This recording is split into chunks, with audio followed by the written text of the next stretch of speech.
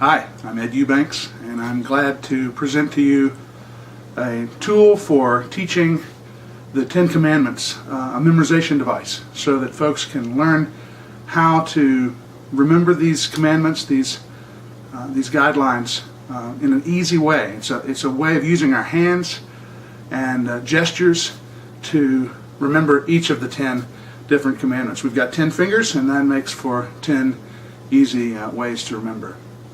I got these from another pastor named Jonathan Inman, who himself got them from somebody else, another pastor. So they've been passed from one to another, and we thought we would pass them on to you today.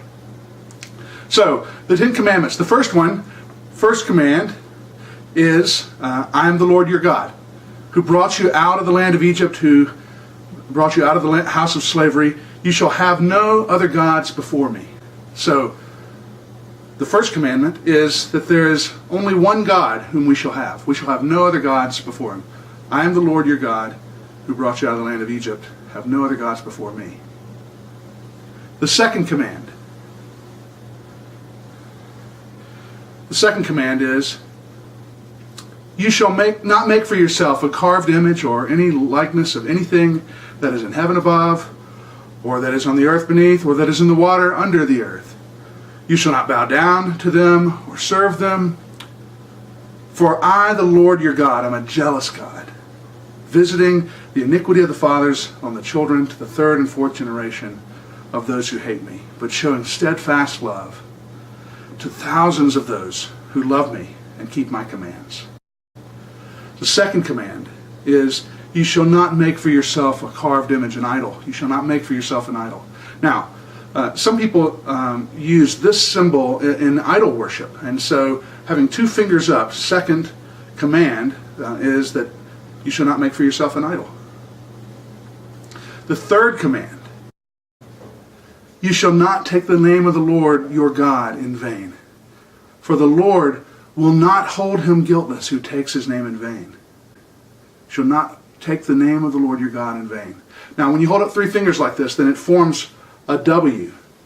A W reminding us that there's a particular word, a particular name, a word that we must not take in vain.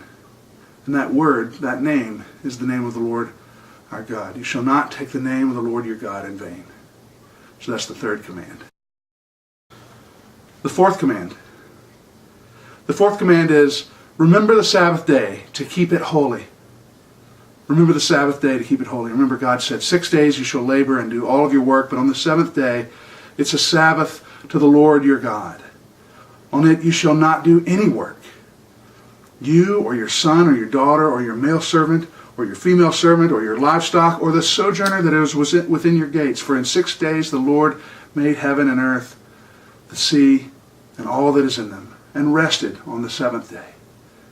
Therefore, the Lord blessed the Sabbath day and made it holy. So the fourth command is, remember the Sabbath day to keep it holy. And this is the first of the more tricky kinds of devices that we use, because when we do like this, then we can think of people walking off to church together. People walking together. We remember the Sabbath day and keep it holy by gathering with the saints. We walk off to church together. So that's the fourth command. The fifth command. The fifth command is, honor your father and your mother, that your days may be long in the land, and that the Lord your God is giving you. It's a promise with a blessing there in that command, isn't it? Honor your father and mother. So the fifth command is, honor your father and mother. On my honor, I will honor my father and mother. We can remember that because sometimes we raise our hand to vow our honor, don't we? So the fifth command is, honor your father and mother. The sixth command. The sixth command is, you shall not murder.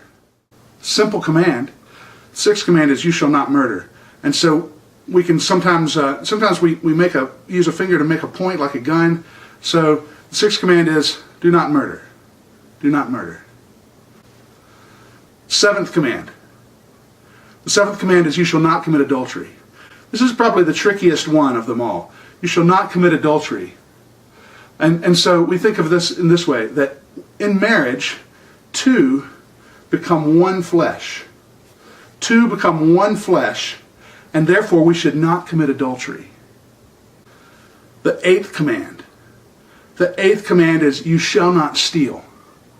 You shall not steal. Now, again, they continue to get trickier the more fingers we add in this. In some cultures, then they cut off your thumbs when you steal. And so the eighth command can be remembered that way, that we don't have any thumbs because we've stolen. So the eighth command is, do not steal. The ninth command is, you shall not bear false witness against your neighbor.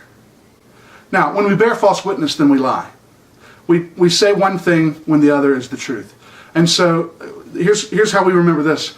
With the ninth command, then, don't tell me 4 equals 5. Don't tell me 4 equals 5. The ninth command is, you shall not bear false witness. The 10th command.